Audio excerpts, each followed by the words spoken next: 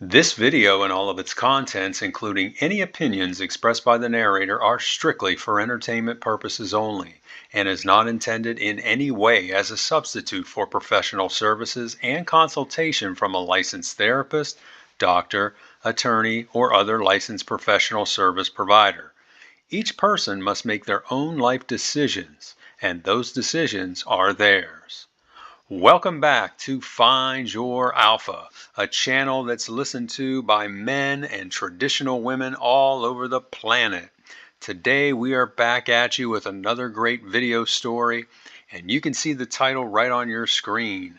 Cheating Girlfriend Demoted to an Occasional Hookup Partner. Oh no, let's get into this story and find out what it's all about. And this is the original post. And she starts out and she says, I'm writing this to see if my current relationship is worth holding on to.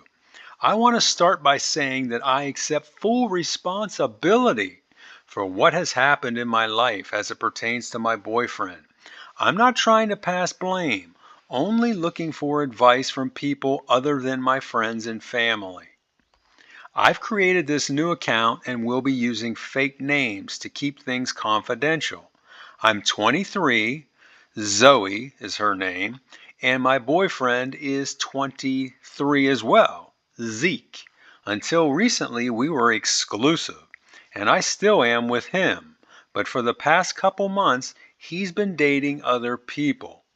We met at college prior to the start of my junior year, his senior year. We clicked right away and started dating immediately.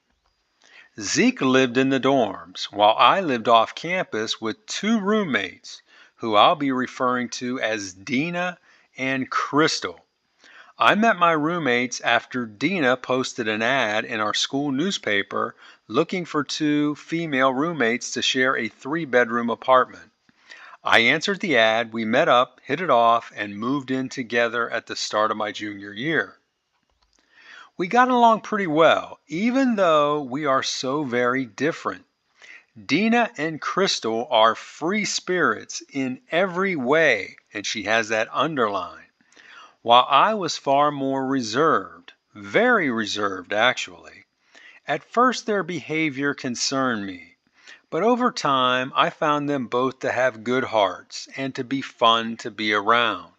I must admit, though, I never fully accepted their lifestyles, and as such, never fully trusted them. This wasn't a big deal during my junior year, as Zeke was still in school, and he and I spent nearly every day together after school. We had a daily routine of studying, eating together, and being intimate. It was wonderful, and that year is probably going to go down as the best year in my life. After Zeke graduated, he landed a good job and moved to a city located about 90 minutes from our college. During this time, I traveled to his place every Friday evening and stayed with him until Monday morning, then drove back to school. During the week, I spent most of my time studying as I was taking extra classes in order to graduate on time. My roommates were studying too, so we didn't hang out much except for Thursday evenings, which is kind of a big party night at our school. Well, I think it's a big party night at most colleges. We'd normally go out and eat somewhere and then go to a bar after and hang out and talk to people. I normally would stay for an hour or so and then head back to the apartment as I had an 8 a.m. class on Friday mornings. Dina and Crystal didn't have classes on Friday and would often stay out well after midnight or stay out all night. Neither of them had a steady boyfriend, so it was not uncommon for them to bring guys back to the apartment on Thursday and over the weekend. I didn't care as long as they were quiet and stayed in their bedrooms. This was a rule we all agreed to, and they didn't violate it, though I could hear faint noises from their rooms if I didn't wear earplugs, which I often had to do. Both Dina and Crystal had multiple guys who I guess you would classify as friends with benefits. Now, when I say multiple, I'm not talking dozens. Dina had 3 semi-regular guys she'd bring over, and Crystal had 2. And what I say to that is, blah! I mean, these women being with multiple guys at the same time. I'm not saying, hey, they're all hooking up together, but they're seeing this Dina seeing 3 different guys and this Crystal is seeing 2. That is just unsanitary and gross. She goes on and says they also had one guy who I'll call Glenn that they shared between them. Not at the same time, but they both shared this guy individually. They knew it and were cool with it. Oh boy. You know what I got to say about these 2 women? I mean, they are STD factories. These kind of women, even though they may seem tempting because, they're going to give you that good stuff, I recommend just totally staying away from women like that because you don't want to go near them unless you have a full body hazmat suit on. I mean, it's just too dangerous. Glenn was a junior and plays on the hockey team. He's not at all smart. In fact, he's a terrible student. But the athletic department works it out so he somehow passes his classes. So this guy probably got a scholarship, I'm guessing, for hockey or some other sport. And he's a terrible student, so they're just passing him along so that he gets to play hockey there. That's what I'm reading from this. She goes on and says Glenn is not good looking in any sense, but he's tall and has an unnaturally muscular body. He's also known for having an attribute that is much more significant than other members of his gender. She says, I'm keeping things PG here. Dina and Crystal have been with Glenn multiple times. Now listen to this. She says he basically has an open invitation to drop by whenever he wants. And if one of them is available, they will sleep with him. Both Dina and Crystal told me several times that he has expressed an interest in being with me too, though he never approached me. I of course rejected this and told them I was really offended by his suggestion. This brings me to what happened in May. It was a Friday, the school year had ended, and it was our last night together as roommates. We made it through college. To celebrate, Dina, Crystal, and I made plans to have dinner and a little fun that night. I told Zeke all about it, and he was fine with everything as he trusted me completely. I texted him all night letting him know what I was doing. Zeke and I had plans for a special celebration of our own Saturday night when I got to his place. Now back to Friday. We took an Uber to the restaurant, and then from the restaurant we went to a campus bar where a lot of our friends were present. We stayed there until the bar closed, then Ubered back to the apartment. Though I normally don't drink, that night I did, and way too much. I started with a banana daiquiri, but don't remember all the other things I drank except for the flute of champagne we all had to toast our graduation. I'd never been drunk before and didn't realize how much alcohol can affect your judgment. So you can already see she's pointing out what I'm about to do. It's probably because I was drunk. When we got back to the apartment, Dina, Crystal, and I sat in the living room and talked until their guys got there. When they did, they each went into their bedrooms. I was left all alone in the living room. I was so out of it that I flipped on the TV and decided just to curl up on the couch with a blanket and sleep there. I had just dozed off when there was a knock at the door. I went to answer and saw it was Glenn. Here comes Glenn with his big unit. I let him in and told him that Dina and Crystal were already in bed. He started towards Dina's room, but I told him that they both were already with someone. He said bummer and came into the living room and sat right down on the couch where I had been laying. He started talking to me about my plans after school and a bunch of other stuff. After about 30 minutes of talking, He kissed me. So she must have been sitting right beside him on the couch. Now, if he went and sat on that couch, why didn't she go sit somewhere else, on a chair or somewhere? I resisted and explained my situation with Zeke. Glenn apologized, but said he wanted me desperately. I told him no, I was exclusive with my boyfriend. Do you think she really told him that?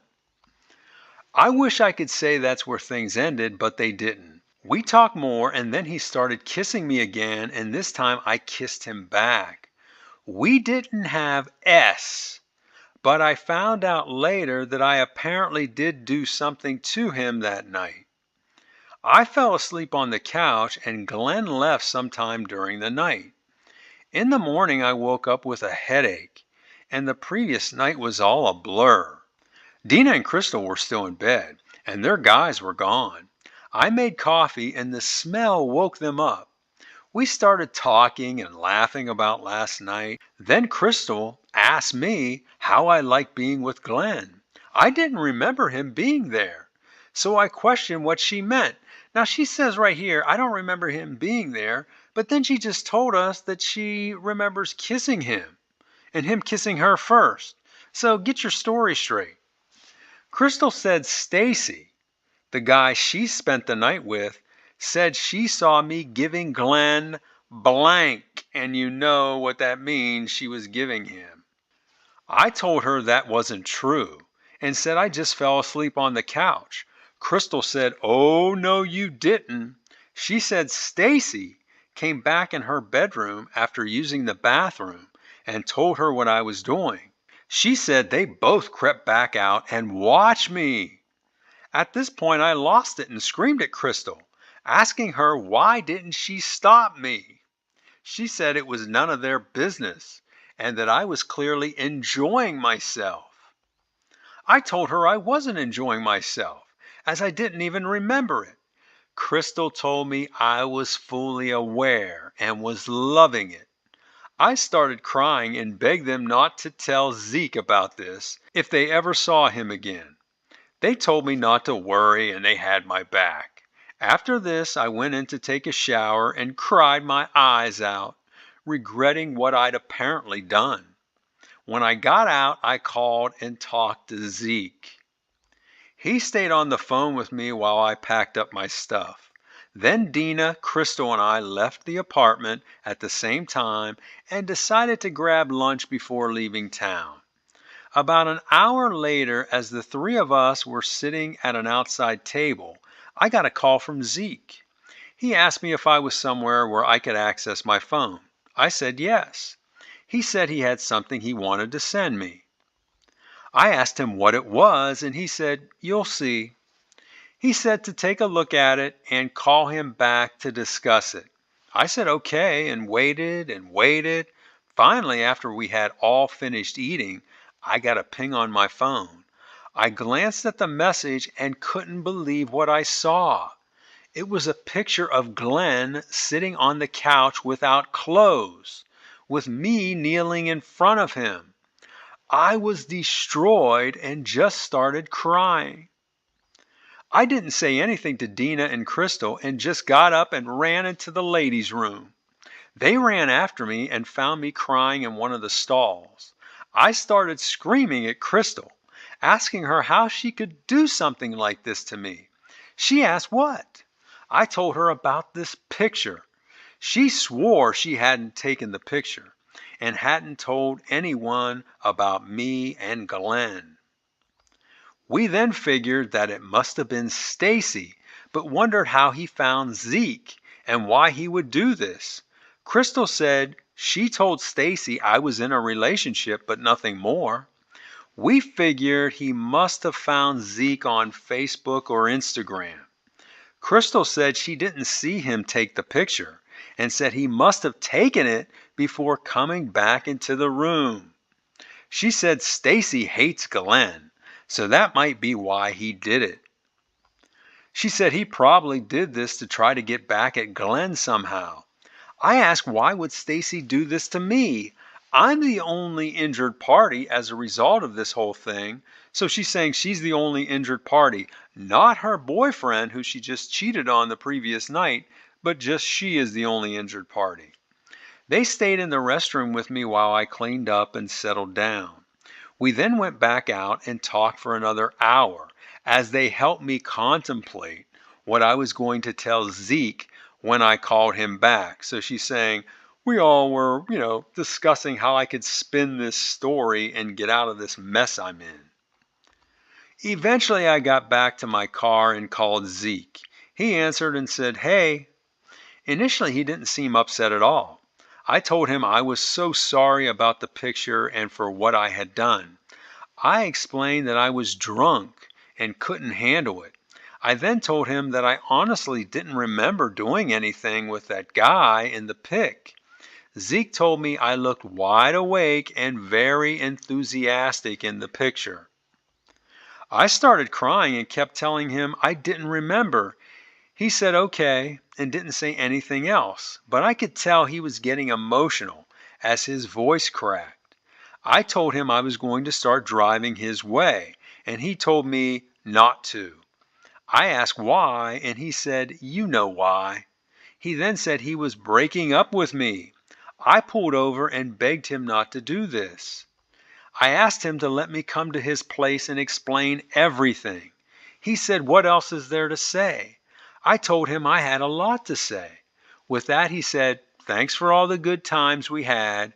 Good luck, and hung up. I called him back and he answered. I asked him to just talk to me, and he again said there was nothing more to say, and for me not to drive to his place because he was leaving for the rest of the weekend. I asked where he was going and he wouldn't tell me. I hung up and drove to his place anyway. When I got to his apartment, he wasn't there and didn't respond to my calls and messages. I waited in my car outside his apartment for over 2 hours before finally giving up and driving to my parents' house an hour away. On my way, I called my mom and told her what I'd done. So you told your mother everything? Oh boy. She screamed and yelled at me as I drove, and I cried the entire way home. She called me a bunch of names and said she was ashamed of me. Mom did, however, agree not to tell anyone about this, including my dad, as he would never forgive me or see me the same way again. We decided to tell him Zeke and I just grew apart and broke up. That Saturday will go down as the worst day in my life. After I got to my parents' house, I talked to my mom for a while and then went up to my room and called Zeke. I explained to him that even though I was in that position in the picture, I didn't think I actually did anything. Oh, come on. He interrupted me and asked me to stop lying, saying that he also had a 50-second video of me enthusiastically performing the act on Glenn. So she's totally busted here. I was so upset I just hung up on Zeke and let out a scream of desperation. My mom heard me and came running up the stairs as she thought I had done something to myself. I explained to her that I had just talked to Zeke and there was a video of me. My mom said we need to report this to the police as this is a crime. I told her I didn't want to as I didn't want the attention or embarrassment. I then decided to call Crystal and get Stacy's number. I called him multiple times and left him messages to call me back, but he didn't. Finally, I had enough and sent him a text and said I was going to report what he did to the police if he didn't call me back in the next hour. 5 minutes later, he called me back and started apologizing. I asked him why he did this to me and told him he ruined my life. He said he did it because he hated Glenn, and also he felt that my boyfriend should know. I told him what he did was terrible, and he could have just told my boyfriend without taking the picture and video. I asked him who he shared the media with, and he swore to God that the only person he sent the images to was Zeke. He went on to say that Crystal knew nothing about the picture or video, and that he found Zeke on Instagram after looking at my profile. I asked him to send me the video, but he refused, saying he was going to delete both the video and picture off his phone and off his cloud right then with me on the phone. I told him to send me a screenshot confirming this, which he did. He also sent me a text message apologizing and again saying he deleted the media. I responded with a text saying if I found out that he still had the images, that I would file a police report and press charges against him. He called me back and swore that he had done so and again apologized. While I was not happy about the situation, I felt so much better and somewhat relieved after talking to him. So there I was, expecting to be engaged sometime that summer, and instead I was all alone due to a stupid lapse in judgment. During June and July, I tried everything to get Zeke back, or at least talk to me, but he never responded. I was in a complete depression. Thankfully, during this time, I was able to land a job at a company I wanted to work at. This kept me going and helped me get through. I had reached a point when I had all but given up on trying to contact Zeke, but then I decided to call him on his birthday. I wanted to be the first person to wish him a happy birthday, so I called him at 12:01 a.m., and to my surprise, he answered. I wished him a happy birthday, and we talked for nearly 2 hours. I begged him for another chance, or even for just one final time together for closure. He explained to me that there's no chance for us as a couple, but to my surprise, said he would be interested in getting together one final time. So old Zeke wanted to get a little bit here. He said he missed my body, but made it clear we would only have to do it for pleasure and nothing more. I was all right with this as I thought it was a good first step. Zeke then asked if I'd been tested and asked me to send him the results, which I did. He then told me to come to his apartment Sunday evening at 6 p.m. He said I should not pack a bag as I couldn't stay over, but we could spend a few hours together. I went and we had a wonderful time. It was both beautiful and passionate, just like we used to be, actually even better. Before leaving, I told him to call me whenever he wanted, and I would drop everything and be there ASAP. So that's what I've done. Over the past 3 months, we've gotten together 7 times, mostly on Sunday evening, but one time on a Tuesday when he had the day off. I thoroughly enjoy each time we've been together.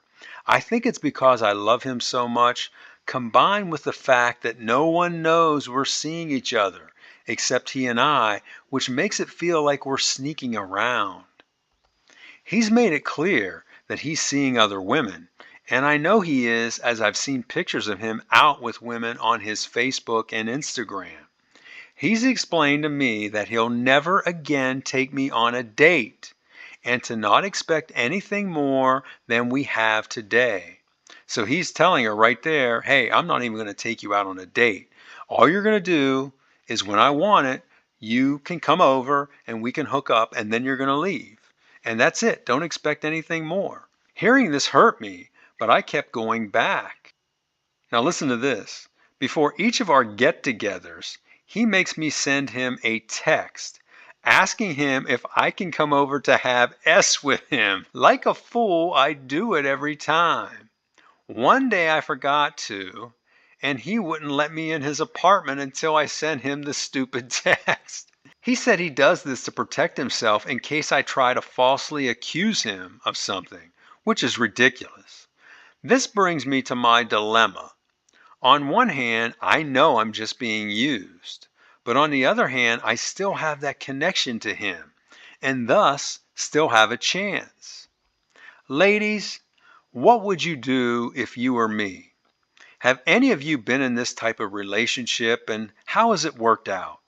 For the guys out there, I'd like to hear from you as to whether you think Zeke is just playing me or if by him letting me back in his life, even for just physical contact, is a sign he wants me back.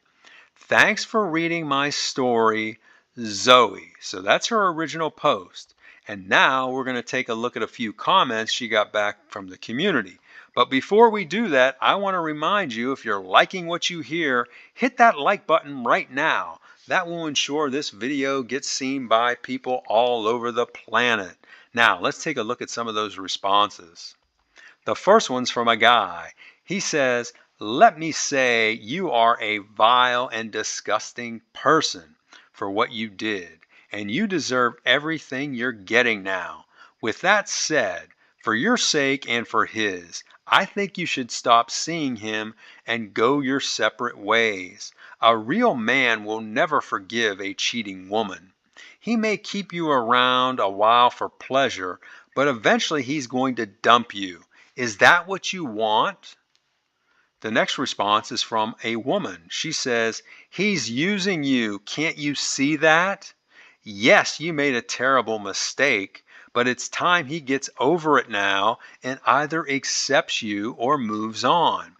What he's doing now is a male version of monkey branching.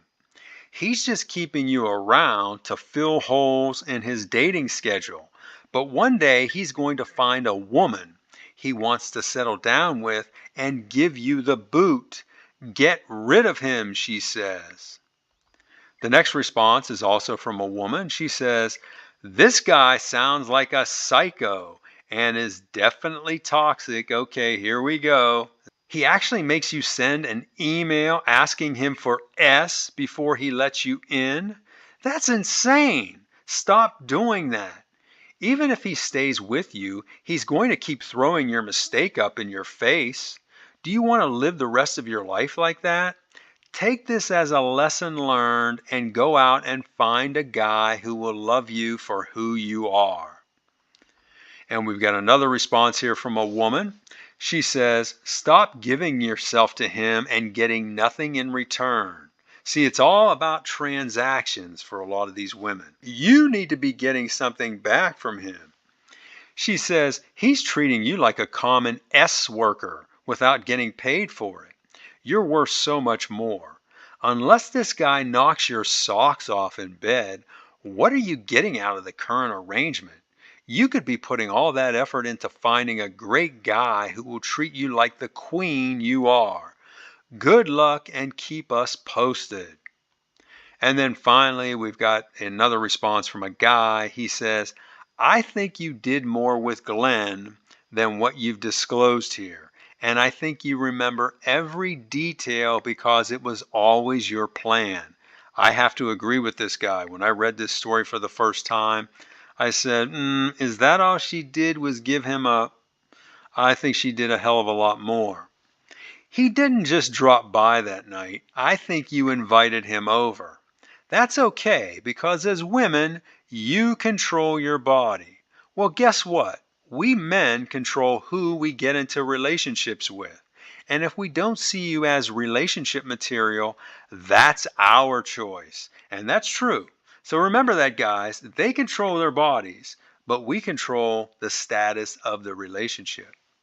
Now, we're going to go through the updates that she has, and the first one was from just 3 weeks after her original post. She says, "I'm back to give a quick update. Against the advice that most of you provided me, I've decided to continue to see Zeke whenever he'll let me. I know I'm probably crazy for doing so, but I'm just not ready to give up on us yet. As a bit of good news, last weekend, instead of just wanting to see me on Sunday evening, he asked me to come over Saturday night too and stay over Saturday and Sunday night. I couldn't believe it and was so excited. It was like a honeymoon of sorts, since it rained all weekend and we ended up staying in bed most of the time, and so that's what I've got to share for now. Thanks again for the kind words and encouragement you've provided me." While I did get a lot of crude comments and hate from some low-life, or should I say no-life guys, most of the responses I received were very thoughtful, even those who said things I really didn't want to hear.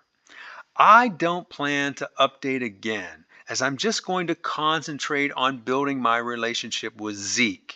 Thanks again and be well, Zoe. Well, she doesn't end there. Like she said, she wasn't going to update anymore because she comes back with a final update. And she does this 4 months after that last post. She says, I wanted to come back with a quick update to let everyone know how things ended up for Zeke and I. I'm no longer seeing him. If you recall in my last post, I thought we were making progress. But then after I spent an entire weekend with him, he basically just ghosted me for the next month. I called and asked if I could come over, and he kept making excuses, saying that he had family things to do or that he had a work project and didn't have any free time. As it turns out, he was spending time with another woman. I found this out through doing some social media sleuthing. I found the girl on Instagram and saw all her posts of the two of them together. I was brokenhearted at first, but was willing to let this go, thinking now that he evened the score, we could be a couple again. Nope. The last straw was on my birthday. I expected him to at least call or text me to wish me a happy birthday, but there was nothing. I was so broken up about this that the following day I sent him a text saying I could no longer see him as it was tearing me apart. He just texted back, okay. That was 3 weeks ago, and I haven't heard from him since. I think we're really done this time. I was devastated for a week and actually had to take time off work to mourn, but now I've decided to move on with my life. This weekend, for the first time in nearly 3 years, I'm going out on a first date with a guy my cousin set me up with. He's very cute and sounds super nice. We're going out on Saturday evening to grab a drink and we'll continue with dinner if we hit it off. Wish me luck. I want to thank all of you for your messages, which helped me get through this difficult period. You don't know how much you helped me. Take care and be well, Zoe. So that's her story.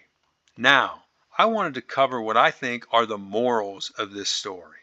The first one, if you live with pigs, you're bound to get dirty. And she starts living with these two wild women. Okay, let's just face it, these women were kind of off the charts wild.